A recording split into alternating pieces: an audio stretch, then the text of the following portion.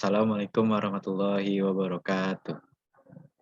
Yang saya hormati Bapak Zulfikar Ramadan selaku dosen studi kelayakan bisnis kelas G. Pada kesempatan kali ini saya akan menjelaskan yaitu tentang studi kelayakan atau rencana bisnis usaha, yaitu tentang banana coklat cheese goreng. Baik, di sini ada deskripsi usaha. Banana coklat cheese goreng merupakan salah satu jenis jajanan makanan yang cukup populer di Indonesia dengan perpaduan buah pisang dengan balutan coklat dan taburan keju yang memanjakan lidah konsumen. Produk makanan yang kreatif dan kaya gizi ini yaitu pisang goreng coklat dengan konsep kemasan yang praktis, dibawa kemana-mana bisa. Kios makanan ini berlokasi di sekitar kampus dengan sasaran mahasiswa maupun pelajar ataupun warga sekitar yang berkunjung dengan harga yang sangat terjangkau. Lalu produk jajanan ini tentu saja akan menjadi makanan favorit bagi mahasiswa, pelajar maupun masyarakat sekitar. Sehingga pasar ini dapat dikembangkan hingga seluruh kota Tangerang Selatan. Yang dimana visi dan misi usaha ini adalah sebagai berikut. Yang pertama ada visi. Visinya itu adalah menjadikan banana coklat cheese goreng sebagai ikon produk pisang goreng coklat yang terkenal di kota Tangerang Selatan. Lalu misinya yang pertama itu adalah mempopulerkan pisang sebagai salah satu cemilan yang sehat. Yang kedua meningkatkan kualitas produksi. Yang ketiga meningkatkan volume penjualan. Dan yang keempat memberikan pelayanan yang terbaik kepada konsumen. Oke, lanjut, kita akan membahas tentang aspek pasar dan pemasaran. Yang pertama itu adalah kebutuhan. Saat santai dan berkumpul bersama teman maupun keluarga merupakan momen yang cocok untuk sekedar melakukan sharing untuk melepas kepenatan setelah kesibukan aktivitas sehari-hari. Kegiatan semacam ini akan terasa lebih ramai dan berkesan apabila dibarengi dengan makan cemilan secara bersama. Apalagi cemilan yang sehat. Salah satu contoh ini adalah cemilan yang sesuai dengan pisang goreng, yaitu dengan usaha yang saya jalankan saat ini, yaitu tentang banana cheese goreng. Yang kedua dari peminatan. Salah satu untuk mengenyangkan perut, konsumen biasanya melirik produk cemilan dengan harga yang sangat murah. Dalam hal ini diusahakan produk cemilan yang selain bermutu juga memiliki harga yang sangat terjangkau di pasaran. Yang ketiga ada produk. Adanya kecenderungan konsumen sekarang ini untuk mengkonsumsi cemilan yang memiliki kandungan nutrisi yang baik dan memiliki rasa yang agak unik atau berbeda dan mendorong kreativitas dan inovasi dari tiap pengusaha. Salah satunya yaitu usaha saya yang mengkombinasikan pisang dengan balutan coklat dan taburan keju sehingga muncul produk pisang goreng coklat keju atau biasanya disebut dengan banana coklat cheese goreng. Lalu yang keempat ada pesaing. Nah, usaha pesaing bagi usaha banana coklat cheese goreng ini antara lain adalah perusahaan penjualan mulai pisang yang saya ambil contohnya. Yang dimana keunggulan ataupun kelemahan itu ada yang pasti dari pesaing kita, yaitu molen pisang. Yang pertama keunggulannya cukup populer dan diminati. Lalu yang kedua keunggulannya itu disajikan dalam keadaan panas. Lalu kelemahannya dari pesaing itu yang pertama itu adalah kurang mengenyangkan perut. Lalu yang kedua adalah tidak memiliki variasi rasa.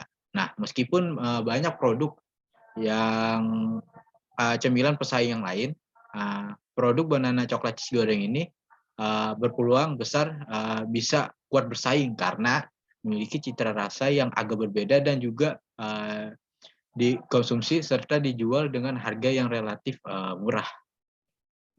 Oke, yang kelima itu ada sasaran pasar. Nah, sasaran pada usaha kali ini adalah para mahasiswa, dosen, dan warga sekitar kampus. Nah, sasaran yang dibidik secara langsung oleh usaha ini adalah para dosen, mahasiswa, pelajar, warga, serta remaja berusia di bawah 15 tahun maupun orang dewasa sekitar 15 sampai 30 tahun yang datang berkunjung.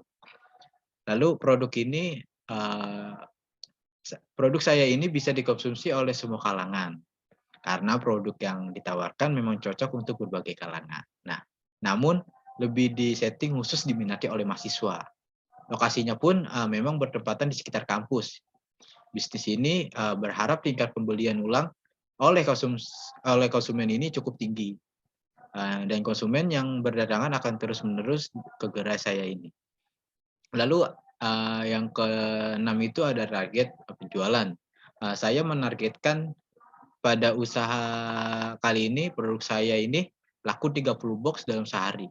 Nah, harganya saya bandrol, Rp10.000 per box.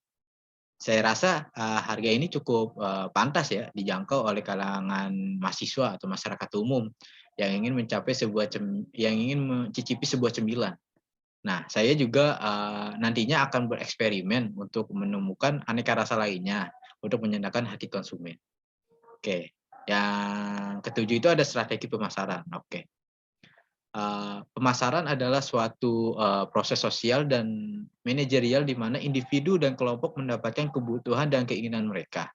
Dengan menciptakan, menawarkan dan bertukar sesuatu yang bernilai satu sama lain, definisi ini didasarkan pada konsep inti, yaitu kebutuhan, keinginan, dan permintaan, produk, nilai, biaya dan kepuasan, pertukaran, transaksi dan hubungan pasar, pemasaran, dan pemasar.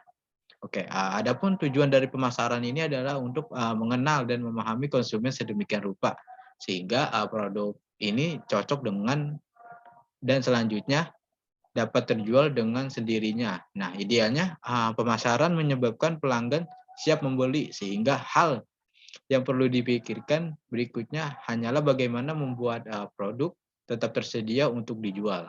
Sedangkan, proses pemasaran terdiri dari analisa peluang pasar, meneliti dan memilih pasar sasaran, merancang strategi pemasaran, lalu ada merancang program pemasaran dan mengorganisasi, lalu ada, melaksanakan serta mengawasi usaha pemasaran. Oke, strategi pemasaran sebagai pemulaan bisnis ini, dapat dengan memperkenalkan produk kepada mahasiswa ataupun mahasiswi kampus, dan sekitar kampus, yaitu masyarakat umum. Selain itu, dalam proses promosi, saya juga membuat, iklan, berupa brosur yang akan dibagikan kepada para mahasiswa dan ke masyarakat juga, sehingga mahasiswa dan masyarakat bisa mengenali produk saya. Oke, dari promosi merupakan bagian dari proses pemasaran. Promosi sangat mempengaruhi kelancaran dan keberhasilan, usaha tersebut. Promosi dengan melakukan pembagian brosur kepada mahasiswa dan masyarakat dan mulut ke mulut akan menjadi langkah yang efektif untuk saya, menjual produk tersebut. Oke, kita lanjut. Oke, di sini ada analisis SWOT. Ini masih sama dengan aspek yang tadi, masih lanjutan, yang di mana dalam analisis SWOT ini terdapat 4 komponen. Yang pertama itu ada strength atau kekuatan, weakness kelemahan, opportunity peluang, dan threat itu adalah ancaman. Jadi mana strength atau kekuatan ini, yang pertama itu harganya relatif murah, tetapi berkualitas. Lalu yang kedua, kebanyakan orang menyukai pisang. Yang ketiga, praktis untuk dimakan. Yang keempat, diolah dengan bahan dasar alami dan tanpa bahan pengawet.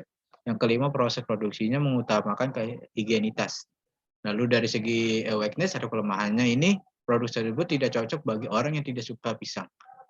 Yang kedua itu produk tidak bisa disimpan lebih dari 1 hari karena dapat mengurangi kegurihannya. Lalu dari segi opportunity atau peluang, yang dimana semakin banyak orang Indonesia yang menyukai buah-buahan tidak terkecualinya pisang. Lalu yang kedua, kebiasaan para konsumen yang mencari cemilan yang bergizi, murah dan enak saat ini, khususnya kalangan remaja dan dewasa, pelajar ataupun mahasiswa. Yang lalu dari segi threat atau ancaman, semakin banyaknya orang yang juga ingin berwirausaha secara sederhana sehingga memungkinkan munculnya semakin banyak pesaing yang mencoba usaha seperti ini. Oke, kita lanjut. Di sini ada aspek teknis dan teknologis. Yang pertama itu ada rencana pemilihan lokasi, yang dimana rencana membuka atau membuka usaha pisang goreng ini sangat terbuka ya, karena tempat sekitar kampus merupakan populasi tempat tinggal mahasiswa yang notabene menyukai aktivitas tongkrongan dan berkumpul bersama kawan-kawan mereka sambil menyantap makanan ringan ini. Lalu tahap awal dari bisnis plan ini adalah dengan membuka stand atau gerai yang berlokasi di sekitar kampus, karena produk yang saya jual ini bisa dibeli oleh masyarakat umum. Jadi tidak hanya mahasiswa saja yang bisa membeli produk saya ini, tetapi masyarakat umum juga bisa membeli produk saya. Oke, yang kedua itu ada sumber-sumber bahan baku yang di mana dalam sumber bahan baku ini kita itu bisa mengambil contoh dari pisang kepok. Nah, kita membeli pisang kepok ini dari penjual pisang yang ada di Pasar Lembang, Tangerang. Nah, minyak goreng, garam, gula pasir, tepung tapioka, lalu coklat dan keju itu kita beli di swalayan. Oke, kita lanjut. Oke, ini masih lanjutan dari tadi. Yang ketiga itu ada layout. Nah, Banana Coklat Cheese Goreng ini bergerak pada jenis usaha dagang dengan entitas usaha perseorangan. Nah, bergerak di bidang makanan yaitu pembuatan dan penjualan pisang yang digoreng dengan rasa yang disesuaikan dengan kebutuhan dan skill yang saya miliki serta faktor pendukung yang memadai untuk mengembangkan usaha ini. Lalu yang keempat ada skala produksi yang dimana produksi pisang coklat ini dimulai dari skala kecil. Maka saya mendistribusikannya dengan secara langsung ke tangan konsumen. Nah, dan apabila usaha ini sudah berkembang, maka saya akan merekrut karyawan sesuai dengan keahliannya. Oke, yang kelima itu ada pemilihan mesinnya, di mana dalam menjalankan usaha Banana Coklat Cheese Goreng ini, memang selalu membutuhkan alat agar usaha yang dijalankan dapat berjalan dengan baik. Nah, usaha Banana Coklat Cheese Goreng membutuhkan alat yang disebut dengan mesin deep fryer. Nah, di mana penggunaan mesin deep fryer ini berperan penting dalam penggorengan pisang dengan cara yang lebih mudah. Melalui mesin deep fryer ini tentu saja dapat membuat pisang dengan warna yang sangat cantik. Oke, kita lanjut. Di sini ada aspek manajemen dan SDM, yang di mana pertama itu ada deskripsi produk Banana Coklat Cheese Goreng. Oke, bentuknya panjang, dipotong, menyamping, dan berisi pisang yang dilumuri dengan coklat bubuk dan di atasnya dikasih dengan taburan parutan keju.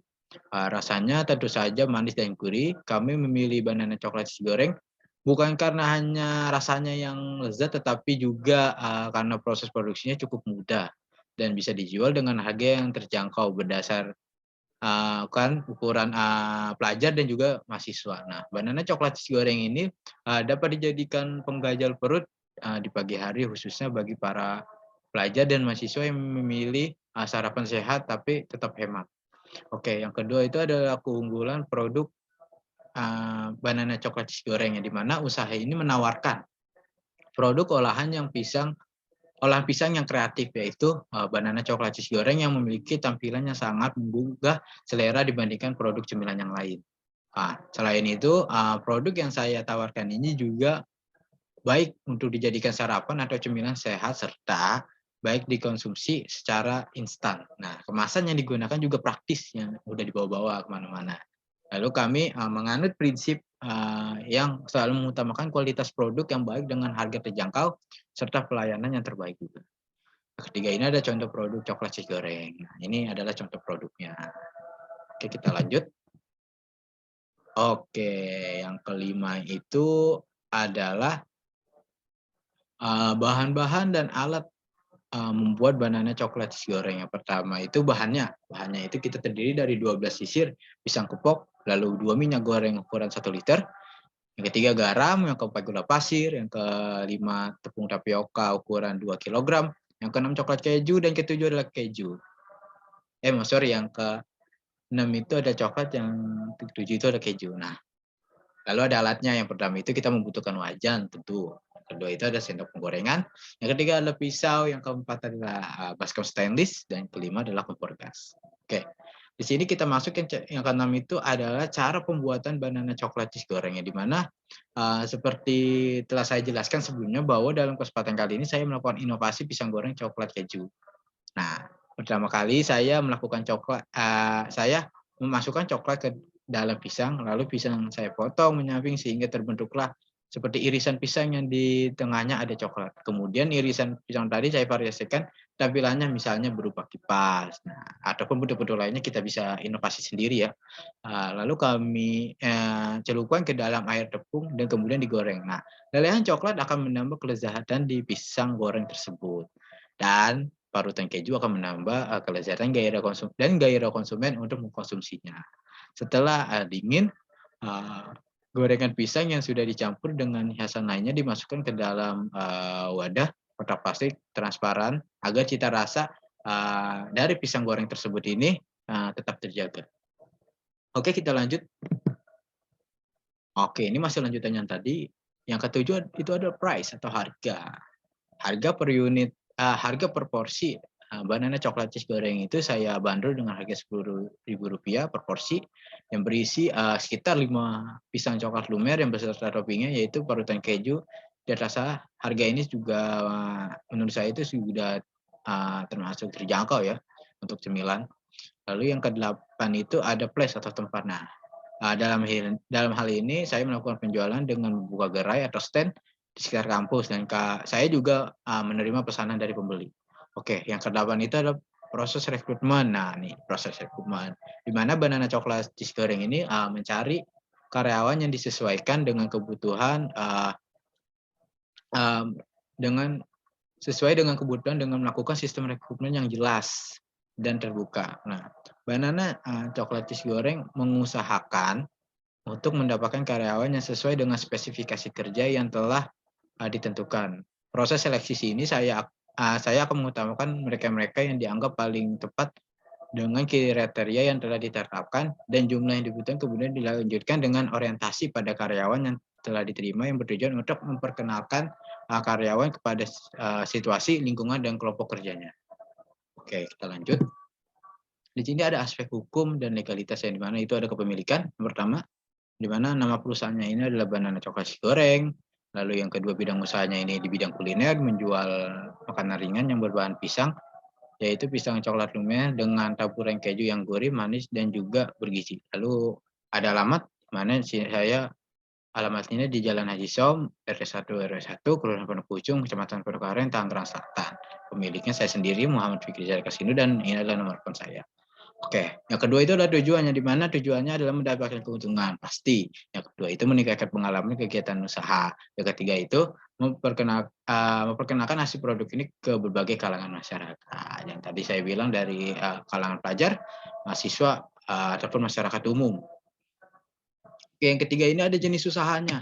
Nah, Banana Coklat Cheese Goreng ini merupakan cemilan yang terbuat dari pisang, dan coklat, di mana dari segi memenuhi rasa enak, dari segi gizi, pisang, dengan coklat lumer dan taburan keju sesuai dengan apa yang diinginkan oleh konsumen karena mengandung banyak sekali gizi. Dari segi harga terbilang mudah, dijangkau oleh semua kalangan masyarakat. Nah, sebagian masyarakat memilih makanan hanya berpedoman pada rasanya yang enak dan murah. Hal inilah yang menjadi prioritas utama mereka dalam membeli, makanan.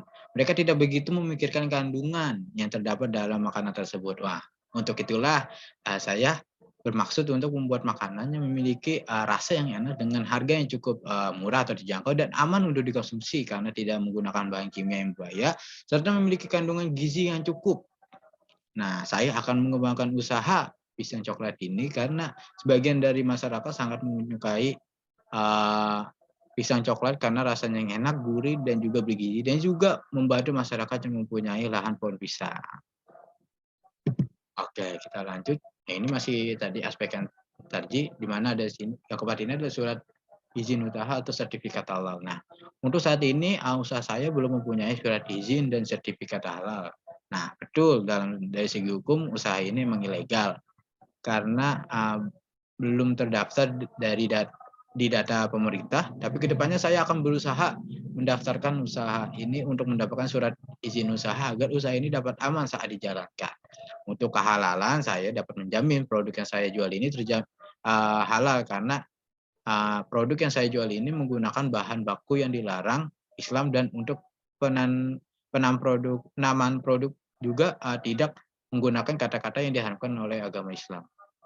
Oke, memang apa yang saya katakan ini ada beberapa konsumen yang masih meragukan, kehalalannya karena belum adanya sertifikat halal secara resmi dan itu hanya sebuah perkataan tanpa adanya pembuktian. Tapi sama seperti surat usaha ke depannya saya akan mendaftarkan produk saya ini ke MUI untuk memberitahu kepada konsumen apa yang saya jual ini halal karena produk yang saya jual ini sudah mendapatkan sertifikat, halal dari pihak berwenang dan tidak ada perlunya kecemasan konsumen untuk membeli produk, dari usaha saya ini. Oke, kita lanjut. Oke, kita masuk ke aspek lingkungan. Jadi mana pertama itu adalah ketersediaan bahan baku dan, bahan penunjang. Yang di mana bahan baku utama yang digunakan dalam usaha banana coklat cheese goreng ini adalah buah pisang, yaitu jenis pisangnya pisang kepok yang diperoleh dengan cara membelinya di pasar. Nah, ketersediaan bahan baku baik dari segi kuantitas, kualitas, lalu kontinuitas akan memperlancar kegiatan usaha tersebut. Nah, dalam memperoleh buah pisang tidak mengalami kesulitan karena dengan mudah didapatkan di daerah ini yaitu di daerah Tangerang juga banyak.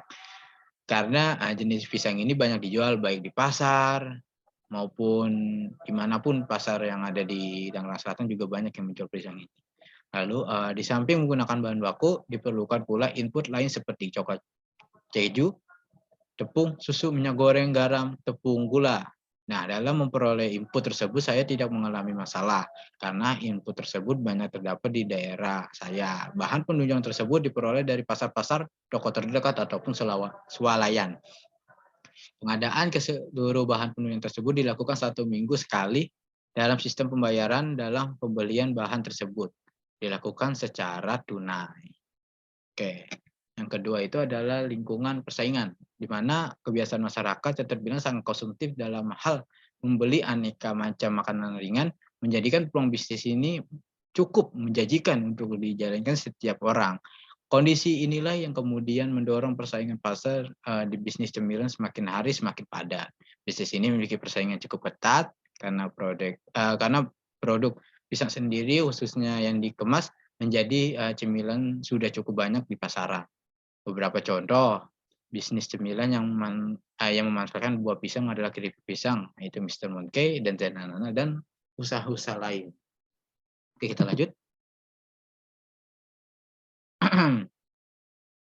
Oke, kita di sini akan masuk ke aspek ekonomi, sosial, dan politik, yang di mana aspek ekonomi, salah satu tujuan utama mendirikan unit, usaha ini adalah untuk memperbaiki atau, meningkatkan perekonomian. Sesuai dengan tujuannya, usaha ini yang akan dijalankan hendaknya berupa kegiatan usaha yang dapat menyerap tenaga kerja setempat.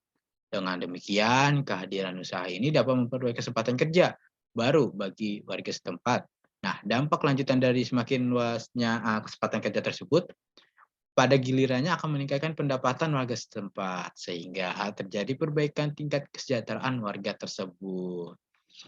Lalu kedua dari aspek ekonomi. Nah, rencana usaha yang akan dijalankan harus mempertimbangkan kondisi sosial budaya setempat. Tentu, rencana kegiatan usaha yang bertentangan dengan nilai-nilai sosial budaya masyarakat setempat akan menimbulkan perlawanan dari masyarakat, sehingga rencana usaha itu sulit dijalankan ataupun dilaksanakan.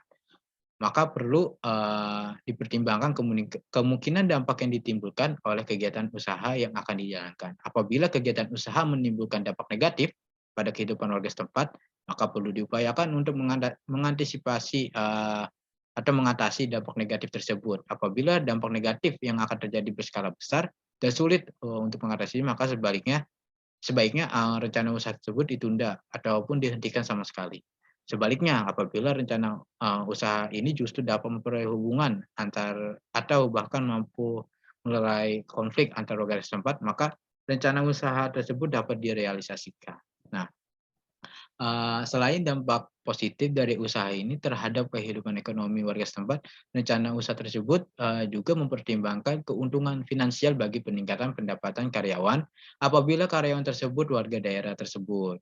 Kehadiran usaha ini diharapkan mampu meningkatkan pendapatan tersebut.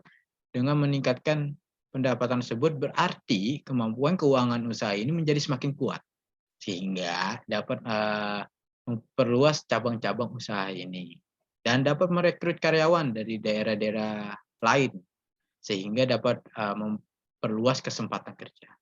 Lalu yang ketiga ada aspek politik, yang di mana aspek politik merupakan hal penting yang harus dipertimbangkan dalam merencanakan suatu kegiatan usaha, karena aspek politik dapat mendukung atau sebaliknya menggagalkan kegiatan usaha yang akan dijalankan. Yang perlu dipertimbangkan dari aspek politik antara lain, apakah warga setempat dapat memberi dukungan ataukah menolak adanya rencana membuka suatu kegiatan usaha ini. Apabila masyarakat memberi dukungan atas rencana tersebut, maka kegiatan usaha yang direncanakan dapat dilanjutkan. Sebaliknya, jika masyarakat tidak mendukung atau bahkan menolak, sebaiknya rencana kegiatan usaha ditunda sambil melakukan pendekatan kepada masyarakat agar bersedia mendukung. Akan tetapi, jika masyarakat tetap menolak kehadiran kegiatan usaha direncanakan, maka sebaliknya rencana tersebut dihentikan. Oke, kita lanjut. Di sini ada aspek keuangannya, di mana yang pertama itu adalah anggaran produksi. Nah, untuk membangun usaha ini saya menggunakan modal sendiri, di mana modalnya harus sebesar 4.535.000 dengan rincian anggaran sebagai berikut. Yang pertama itu ada harga bahan baku, yang di mana harga bahan baku itu terdiri beberapa item. Yang pertama adalah pisang kepok, yaitu bahan utamanya, minyak goreng 1 liter, garam, gula pasir, tepung tapioka, coklat, keju. Yang di mana total harga bahan baku tersebut adalah sekitar Rp285. Lalu yang kedua ada harga alat kemasan dan ruko, di mana terdiri dari beberapa item. Yang pertama itu ada wajan, sendok penggorengan, pisau, baskom stainless, kompor gas, kulkas, lounge, box makanan, penyewaan ruko, dan gaji karyawannya, di mana total dari item tersebut ada sekitar Rp4.250.000. Oke, kita lanjut. Oke, di sini ada lanjutan dari aspek keuangan. Yang kedua itu adalah proyeksi BEP, yang di mana BEP ini adalah rumusnya biaya tetap dibagi harga per unit dikurang biaya variabel per unit. Yang di mana biaya tetap itu adalah biaya investasi pada saat pertama pembukaan usaha ini, yang di mana itu membutuhkan dana sebesar Rp4.250.000. Lalu harga per unitnya itu saya menjual itu sekitar 10.000 satu porsi, makanya saya tulis ini 10.000. Dan lalu ada biaya variabel per unitnya, di mana harga biaya variabel ini bisa berubah-ubah setiap waktunya. Tapi untuk usaha ini biaya variabelnya sekitar 285, atau biaya variabel ini biaya bahan baku untuk pembuatan suatu produk. 285, maka akan diperoleh sebesar 15 unit. Dengan demikian usaha ini mengalami tidak untung ataupun tidak rugi jika menjual 15 unit per box produk banana coklat cheese goreng dalam 1 hari, dan akan mendapat keuntungan jika penjualan lebih dari itu. Oke, ketiga ada payback period. Payback period itu adalah pengembalian modal. Seberapa lama kita dapat mengembalikan modal yang kita sudah investasikan pada usaha ini. Yang di mana payback period ini rumusnya adalah investasi dibagi dengan kas masuk bersih. Yang di mana investasinya tadi saya sebutkan pada awal, anggaran keuangan itu membutuhkan modal sebesar 4.535.000, kas masuk bersihnya itu sekitar 4.465.000. Kas masuk bersih ini adalah keuntungan per bulannya. Lalu diperoleh angka 1. Dengan demikian usaha ini membutuhkan waktu kurang lebih selama 1 tahun untuk balik modal. Lalu ketiga adalah pendapatan per bulan, yang di mana pendapatan per bulan rumusnya itu adalah maksudnya penjualan rata-rata. Saya menargetkan 1 hari itu saya menjual 30 box, maka saya masukkan harga 1 boxnya 10.000, itu saya masukkan. Jadi 30.000 box dikasih 10.000, itu hasilnya 300.000. Nah, 300.000 itu dikali 30 hari atau sebulan, itu dapat di angka 9 juta. Dengan demikian usaha ini dapat mendapatkan pendapatan per bulannya itu sekitar 9 juta rupiah. Oke, kita lanjut. Oke, ini masih lanjutan yang tadi. yang di mana kelima ini adalah keuntungan per bulan. Nah, keuntungan per bulan ini kita rumusnya itu adalah total pendapatan dikurang dengan total biaya operasional. Oke, tadi total pendapatannya udah kan ya 9 juta, lalu total biaya operasional itu adalah yang tadi investasi awalnya sekitar 4.535.000, maka dapat di angka 4.465.000 rupiah.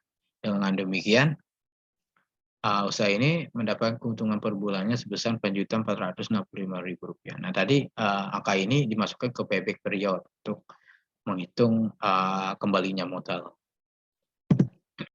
Oke, kesimpulannya, studi kelayakan pengembangan bisnis Banana Chocolate Cheese Goreng ini ditinjau dari beberapa aspek, yaitu aspek pasar dan pemasaran, lalu ada aspek operasional, aspek manajemen, aspek keuangan, aspek hukum dan legalitas, serta aspek ekonomi dan sosial. Dalam menganalisis masing-masing aspek tersebut, terdapat beberapa indikator-indikator yang menjadi layak atau tidaknya bisnis Banana Chocolate Cheese Goreng ini untuk dijalankan. Banana Chocolate Cheese Goreng merupakan salah satu jenis jajanan makanan yang cukup populer di Indonesia.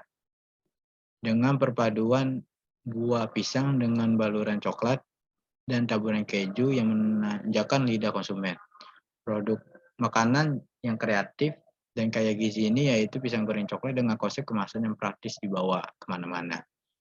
Mana salah satu visi Banana Chocolate Cheese Goreng ini adalah menjadikan Banana Chocolate Cheese Goreng sebagai ikon produk pisang goreng coklat yang terkenal di kota Tangerang Selatan. Lalu brand image tersebut didukung dengan menciptakan berbagai kreativitas dan inovasi dari segi produk dan pelayanan. Pada aspek pasar dan pemasaran, Banana Chocolate Cheese Goreng ini menciptakan keunggulan kompetitif seperti menyediakan berbagai varian jenis pisang goreng dan pelayanan self-service. Lalu pada aspek manajemen, Banana Chocolate Cheese Goreng ini telah membuat struktur organisasi dan mempermudah sistem kinerja yang lebih terarah. Lalu pada aspek sumber daya manusia atau SDM, Banana Chocolate Cheese Goreng ini menciptakan sistem pemeliharaan kepada karyawan agar karyawan nyaman serta dapat meningkatkan semangat dan kinerja karyawan dalam mencapai tujuan perusahaan. Lalu dari aspek teknis dan operasional membahas tentang bagaimana tata cara pelayanan yang diberikan kepada konsumen agar konsumen merasa sangat nyaman dan dapat menciptakan loyalitas konsumen. Nah, selain itu dalam menciptakan dan meningkatkan loyalitas konsumen, usaha ini memilih bahan baku yang segar untuk menciptakan produk yang berkualitas. Dalam aspek keuangan, sumber dana Banana Chocolate Cheese Goreng ini dapat dari modal sendiri dan keuntungan pada perusahaan sudah dilampirkan dalam perhitungan tersebut. Pada aspek hukum, Banana Chocolate Cheese Goreng belum mendapatkan izin usaha dari dan sertifikat halal dari pemerintah. Nah, tapi secepatnya usaha ini akan mendaftarkan agar mendapatkan surat izin usaha dan sertifikat halal supaya bisnis yang saya jalankan ini berjalan dengan rasa aman, nyaman, lancar sehingga tidak menimbulkan kekhawatiran baik itu dari pengusahanya, saya sendiri, maupun konsumen. Lalu berdirinya usaha Banana Chocolate Goreng ini di Indonesia, khususnya di kota Tangerang Selatan, dapat memperluas kesempatan kerja, juga dapat mengurangi pengangguran di kota Tangerang Selatan. Nah, tentu usaha ini juga dapat bermanfaat bagi stakeholder Banana Chocolate Cheese Goreng seperti karyawan, konsumen, maupun pemerintah untuk meningkatkan kesejahteraan masing-masing pihak. Oke, mungkin itu aja yang bisa saya jelaskan. Terima kasih kepada Bapak Zulfikar selaku dosen studi kelayakan bisnis. Kurang lebihnya mohon maaf. Wassalamualaikum warahmatullahi wabarakatuh.